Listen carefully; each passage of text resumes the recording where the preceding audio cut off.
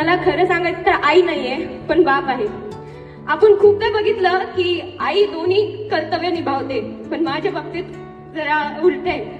माझे पप्पा माझे दोन्ही कर्तव्य निभावतात. मी चौथीत असल्यापासून माझी आई माझ्यासोबत नाहीये, आता ती नाहीच आहे. तर माझे पप्पा माझ्यासाठी काय काय करतात ना हे मी खूप जवळून बघितलंय. त्याच्यामुळे आतापर्यंत मी कधी चुकीचं वागले नाहीये आणि वागणार सुद्धा नाही.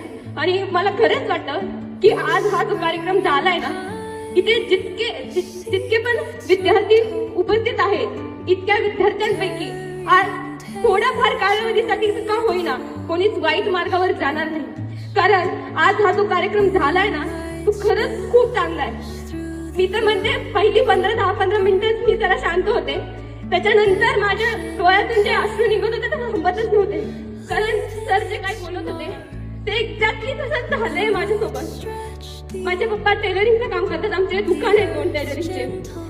तर सर तुम्ही ते टाचाचं सांगितलं. माझे पप्पा दिवसभर उभे असतात आणि खरंच माझ्या पप्पांचे टाचा मी बघितल्या की इतक्या कठीण झालेल्या त्याला हात लावला तरी त्याच्यात कुठला सॉफ्टनेस नाही.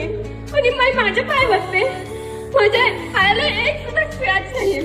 ह्याच्यावरच कळतं मला की माझ्या पप्पांचं माझ्यावर किती प्रेम आहे आणि ते माझ्यासाठी किती करतात. आणि आज हा कार्यक्रमामुळे खरंच मला त्याची ओळख झाली. आईची तर म्हणजे किंमत आहे मला, पण काय करू, आईचं प्रेम कधी मिळालंच नाही मला. पण ना मला त्याचं दुःख नाहीये, कारण माझ्या पप्पांनी मला कधीच माझ्या आईची आठवण नाही येऊ दिली. आणि ह्याच्यासाठी मी त्यांचे आयुष्यभर ऋणी राहील. आणि ह्याच कारणामुळे मी कधी सुद्धा त्यांना मान खाली घालून घ्यायची वेळ नाही होऊ देणार.